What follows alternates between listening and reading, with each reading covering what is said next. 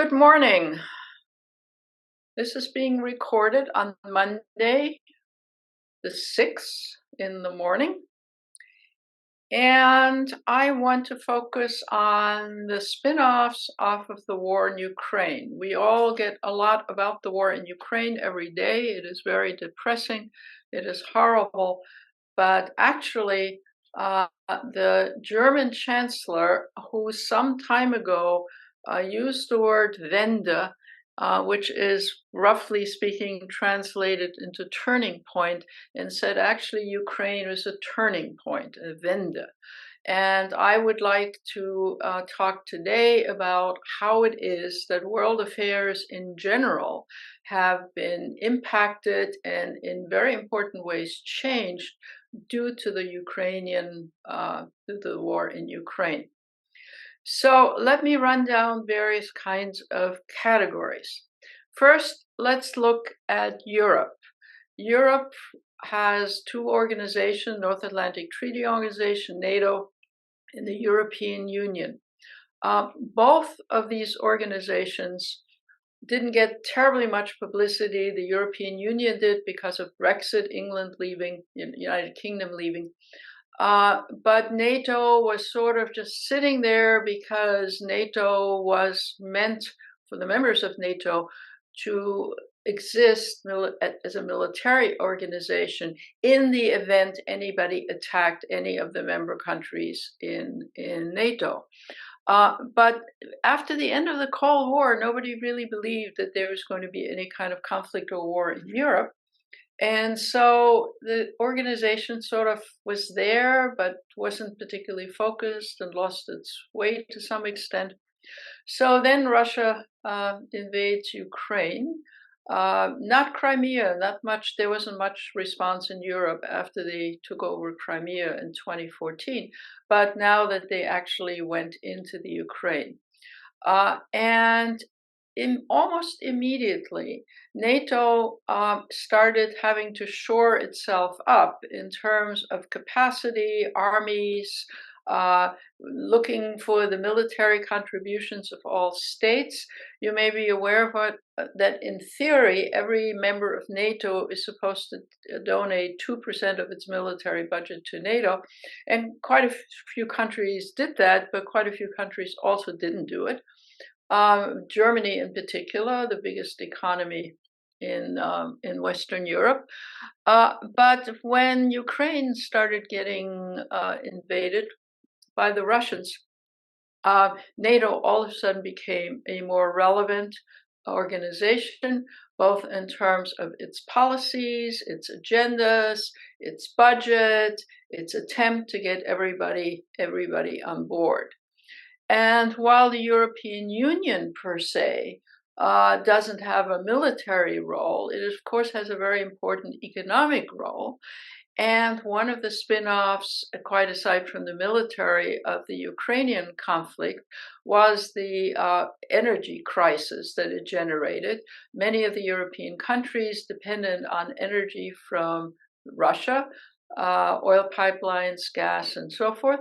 And facing a winter in Europe, you've all heard about the potential disaster that was forthcoming, meant that in terms of thinking about it, planning, and potentially helping some countries, the European Union also got involved, not just with money, but also in terms of policy. So the two dominant organizations in post-World War II Europe got mobilized in a way that they had been quite dormant in some ways through the Ukrainian war. And furthermore, it has become obvious, especially recently, that the military capacity of some of the European members of NATO is actually fairly small. I mean, for example, old planes, not enough ammunition, not enough trained soldiers. Germany, because of its role in World War II, really did not remilitarize in any serious way. It participated in NATO, but there didn't seem to be any looming military crisis. And the current government of Germany, not just the chancellor, but also it's a coalition government, the Greens in Germany, who are normally very anti-nuclear energy and all kinds of things, stepped up to the plate and said, we need to get through this winter. And remarkably, the EU countries, the NATO countries in Europe, are seemingly managing to get through the winter for a variety of reasons. First, move into more green energy, which is also helpful for climate change. Second, for example, the Germans, which were going to deactivate nuclear plants, reactivated nuclear plants for the time being. And trying to find alternative resources. For example, gas, which is much in use in various European countries, was not easily imported, for example, from the United States, because it gets compressed onto ships. And then there have to be facilities in Europe which can get the gas off the ships and make the gas usable, and pipelines and all the rest. Remarkably, it was said that it would take years and years to develop facilities for Europe to access imported gas from overseas, over the oceans, and actually quite a lot of progress has been made. So in this year that has taken place, it has led to activation of two organizations which, in the case of NATO, didn't seem to have much function anymore. In the case of the European Union, helping to strengthen countries, helping countries overcome the various energy deficits and other issues that resulted from the Ukrainian war. Then you get the human dimension of it. And the human dimension of it, of course, meant masses of refugees, so that many European countries who, like the US, have anti-refugee citizens and anti-refugee parties, had to overcome and allow refugees from the Ukraine in. An interesting example of all of this, to some extent, is Poland. Poland, the largest former East European country in Europe, had been criticized seriously by the European Union because it has some democratic deficits, right-wing government wanting to replace judges under the control of the government. And there were all kinds of discussions about Poland sort of slipping the way of Hungary, which, as you know, has an authoritarian government, which has not really been cooperating with other European policies, including, I might add, the policies, military policies, to help the Ukraine. But in any event, Poland seemed to be slipping into a direction which alarmed the European Union in terms of its anti-democratic, sometimes racist, certainly gender discrimination and so forth policies. So comes the Ukrainian war, and 2 or 3 million Ukrainians go to Poland and are welcomed in Poland. So now all of a sudden Poland looks like, a very important European country, which is putting its shoulder to the wheel more so than any other European countries in terms of the human dimension of absorbing refugees. Now, it's true to say that any figure I give you of how many millions of refugees there are in Poland from the Ukraine is sort of inaccurate, because there are all kinds of Ukrainians who went to Poland, then went back home, then when there was more bombing, went back to Poland and so forth. And it's unclear whether at the end of the day, 1 million or more Ukrainians will actually continue to live in Poland, or whether they will all return. But what I want to demonstrate here is that the image of Poland as being somewhat of a non-very democratic, human rights-oriented outlier within the European Union, all of a sudden sort of became the star of a European country which was, absorbing lots of people, paying for them, housing, education, and all the rest of it. So one of the bottom lines of how things have changed in Europe beyond the organization is that the standing and the role of various European countries in Europe has changed somewhat, right? Um, how has it changed? I just indicated in terms of Poland, but also Germany, which was not carrying its weight militarily in the post-World War II period, is now more engaged. They're still not a major player on the military field, but and the other thing that was discovered was that even the East European countries who were willing, former Soviet, under former Soviet control, who were willing to help in the Ukraine situation militarily. We've been reading about these kind of tanks and those kind of tanks being sent from various East European countries. There were two sort of issues that emerged. One, much of the military machinery many of these former Soviet countries had was kind of old and out of date, rusty, not enough ammunition, and so on. And the other thing was that it became apparent that there was a real dividing line between the type of military hardware that East European countries have, which was Soviet or Russian derivative, versus the West, which was, linked to the Western Europe, United States, and so forth, and that the two aren't really compatible. So now the military discussion in Europe that has morphed out of the Ukrainian situation is, hey guys, we better figure out how all the members of the EU and all the members of NATO can develop militarily in such a way that, at least amongst the NATO countries, the hardware is interchangeable and usable and not dependent on whether you were part of the West or part of the East during the Cold War. So a lot of rethinking is going on in terms of the military, not just in terms of policy towards Ukraine, but also in terms of its capacity, and NATO is having to rethink all of this. It's a new development, and it's actually an interesting and in the long-term development. The other sort of side development is, of course, that since Europe, East and West, thought they were done with Soviet era and any military threats in Europe itself, all of a sudden are saying to themselves, gee, maybe that's not the case. Look at what's happening in the Ukraine. The Russians could march further to Moldova and other places. So we better think seriously about not just arming us, but having policies and strategies so that Europe can stand against whatever additional incursions come down the road from Russia.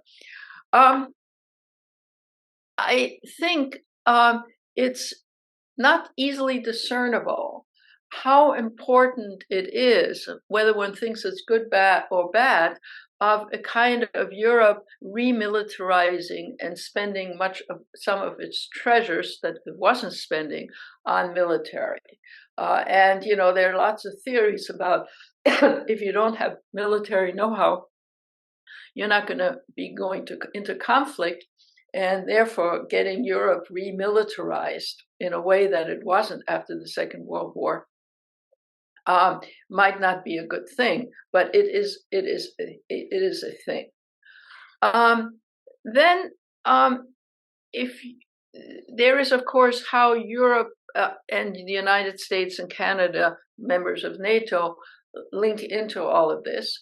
And while it's true that the Europeans are making some contributions to the military for the Ukraine, it is also the case, of course, that we, the American taxpayers, are paying a substantial chunk of it. The majority of military means, missiles, drones, whatnot, coming from the United States. And it's not surprising, although in many ways it's maybe not a good thing, that both Republican and Democrats in Congress are saying enough already. I mean, why are we spending our treasure for these guys overseas. And of course, the answer is you're spending the treasure overseas, but you're spending it in the name of sustaining Anglo-American, European democracy and values, and that everybody, including Americans, would profit from these values. Now, on the flip side, what about the Russian side and who is helping them out? If this graph that I think is attached to the talk today, who are the countries that voted against sanctioning Russia seriously in the United Nations General Assembly? Let me just read them off. North Korea, Syria, Belarus, Eritrea. Okay, they voted against condemning Russia. Okay, fine. That's not so serious. Although the China aspect needs to be considered. But then there are these large numbers of countries that, while they are condemning, even in the United Nations, the incursions on somebody's sovereignty, were unwilling to condemn Russia for its actual actions in the war. And there you see a reconfiguration of the world. Those that abstained from the UN vote include India, of course, China, Pakistan, Bangladesh, Iran, Iraq, Algeria, Laos, Uganda, Uzbekistan, Ethiopia, Vietnam, and Morocco, and some other smaller countries. And in a sense, what Ukraine has done is not just reaffirm the link between the United States and Europe, but it also has reaffirmed that there's on the one hand Russia, on the other side the United States and Europe, and on the other side there's China. But then there's a big blob of countries who are saying to themselves, this is not our war. These guys are spending a fortune in this war, the Europeans and so forth. But where are they in having helped and overcome our poverty, for example? So some of the countries who are unwilling to go along with the quote-unquote West in the matter of the Ukraine are simply, in a sense, saying, well, people, you seem to have tons of money. And you seem to, use your citizens' tax money when it comes to this business in the Ukraine. We really don't deeply care about the Ukraine. We deeply care about being ignored by you all and not getting the help for famines, for, various levels of disarray and dysfunctionality in our country. And many of us were colonial countries, and you people have not made good on the post-colonial era to really help us seriously. So we're not going to be party to this. So that is sort of one group of small countries who abstained. Another group of countries are countries like China and like India, who are saying we're also major countries, and we are, a kind of a third block of countries who are want to be either neutral or at least go along with China or with India, but we certainly don't want to get knee deep into this conflict in Europe, and we don't want to condemn the Russians. We're just going to abstain. There are sides to this. Some are ideological. Some, for example, China and India, both saying, listen, people, there's the United States and Europe and there's Russia, but there's also us. That is to say, we live in a world of multipolar world now. And that has also, of course, changed. After the fall of the Soviet Union, there for a while was the idea, there was now the United States and Europe, and everybody else was sort of small fry.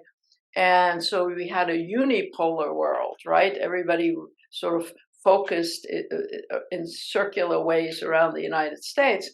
So then China rises economically and in terms of population, and so does India. And then those two countries, as well as some other somewhat smaller economies and smaller countries in terms of population, are saying, sorry, guys, we want to have our own policies. We will not automatically support Western Europe and the United States.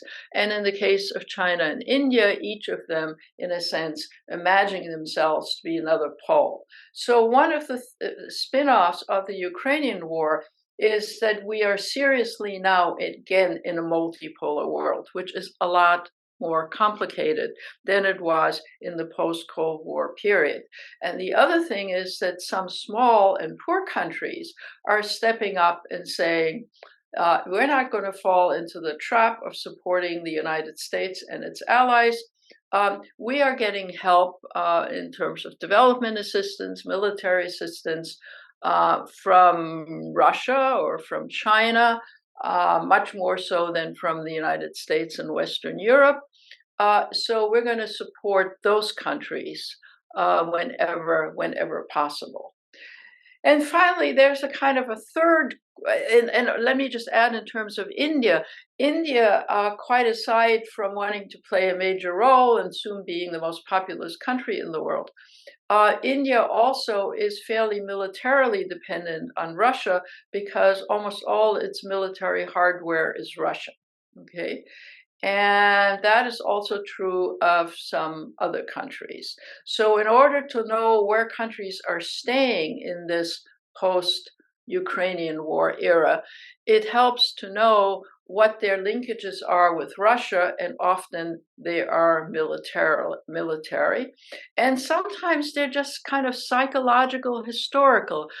For example, South Africa, which God knows is in a mess of itself, says we're not going to go against Russia because in the days of apartheid and our, white minority government, it was Russia that supported us. It wasn't the United States. It wasn't England for most of the time. It was Russia. So we're going to be loyal to them. I guess what I'm sketching is there are different motivations, but the bottom line is we are no longer living in a bipolar world. We're living in a multipolar world, and it is much more difficult to manage. And in that sense, we have had Ukraine and the disaster in Ukraine, but for world affairs, both in balance of power, both in terms of having to reconfigure your military, also in terms of its economic links, we are dealing really seriously, not only in a multipolar world, but in a reconfigured world. And I'm afraid that the way we talk about it in the United States, Congress, and so forth, even to some extent the Biden administration, often acts like because we are so helpful and the dominant force an economic and military force in helping Ukraine survive the Russian invasion, it shows U.S. is back in dominance in the world and admired for all it's done. Well, it may be dominant in the European and some other countries' theaters, but it is not perceived that way for most of the leaders of most countries or for most people in general. So we are, in a sense, fooling ourselves to think that our massive economic military contribution to Ukraine has put us back into the dominant power of the world. No, no, no. Dominant, maybe in some military fashion, important for the European arena, but certainly not on a worldwide basis. And the sooner we as Americans and our leaders in this country come to terms with it and stop bashing everybody, including, I might say, China. God knows China is not a democratic country. And yes, it has some bad policies, but China is economically, militarily, geographically, a major power in the world. And, dressing China down and with a tone of often arrogance. I mean, the first time Secretary Blinken met with the Chinese. It was a recipe for disaster. You don't talk to the Chinese the way he talked to the Chinese. And even the balloon situation, which we've all been mesmerized by, bad as it was, who knows exactly what should have been done about it. I'm not saying, but China can point out you have spy balloons over China. Hello. So our sort of purity on all of this, I think that what Ukraine has shown is, of course, ongoing massive economic and military capacity on the part of the United States. But power is composed not just of what's called hard power, military and economic, but also soft power, having people believe that your leadership should be followed, people buying into your values, and so on. So all kinds of countries, little countries, can make mischief. I don't want to get into the Iran situation right now, but Iran now has good relationship with Russia. It is sending drones, and in turn, Russia is sending technology. The latter is somewhat newish. And Turkey is, a member of NATO and so forth. On the other hand, it too has linkages with Russia. So countries are not singularly tying themselves to the strings of one country, and are playing it somewhat loose. And for the United States to maintain its standing in the world, to be respected, to not only have leverage within the European arena, but also in the rest of the world with the major countries like India and China, but also smaller countries, will take a very sophisticated and not rhetorical U.S. foreign policy. So I would like to end essentially by saying Ukraine has fundamentally changed the distribution of power in the hard military and economic sense, but it very much has also changed the distribution of influence. And we in the United States, I believe, are deluding ourselves to think the whole world just admires us and thinks everything we're doing makes sense. We take pride in the fact that 141 countries or whatever voted with the United States in a fairly loose resolution in the United States. So there are only 50 countries out there that didn't. But 50 countries, first of all, depending on who they are, is not negligible. And also, of course, the resolution was fairly watered down and allowed some countries who are quite critical of the United States to actually vote with Europe and the United States. Let me end by repeating myself.